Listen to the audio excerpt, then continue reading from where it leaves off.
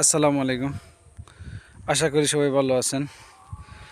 আজকে আমি বুড়ো ধানের ক্ষেতে আস্ত একটি বস্তা নিয়ে আসছি। এটা হচ্ছে ফিটের একটা বস্তা।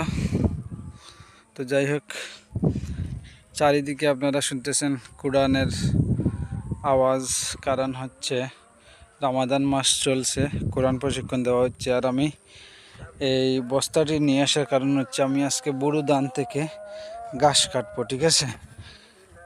ধানের ক্ষেতের মধ্য থেকে ঘাস কাটবো, দেখি আমার এই বস্তাটি ভরতে কত সময় লাগে। আর আমি বুড়ো ধানের ক্ষেতের ভিতর থেকে কি ঘাস কাটবো সেটা আপনাদের আমি দেখাচ্ছি।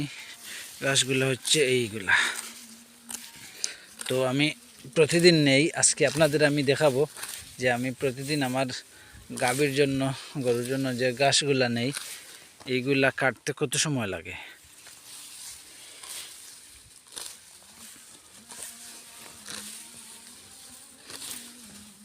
আপনারা সাথে থাকুন।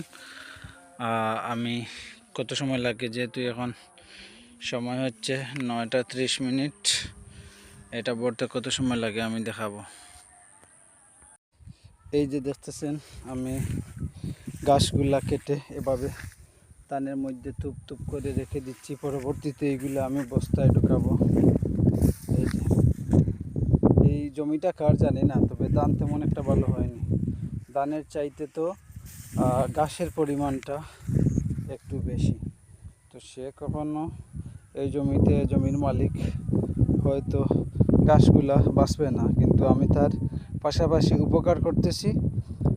এমনকি ঘাসগুলা কেটে আমার গরুর জন্য উপকার হচ্ছে এবং তার ধানের জন্যও এই ঘাসগুলা উপকার হচ্ছে।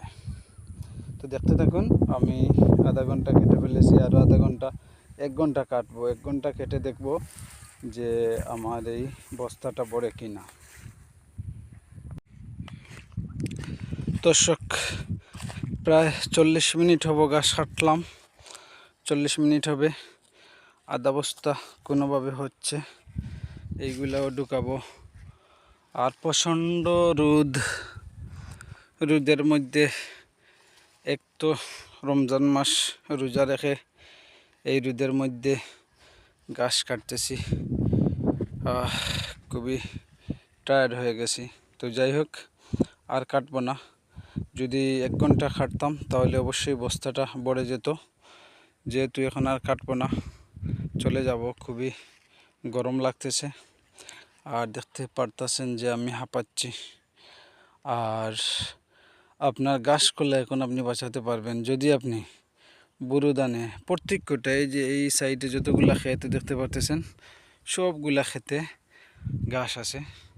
আপনি অন্যের ধান নষ্ট না করে আপনি সুন্দরভাবে ধানের ভিতর থেকে ঘাসগুলো আপনি কাটতে পারেন। তো যাই হোক, আজকের মতো ভিডিওটি এই পর্যন্ত। ভালো থাকবেন।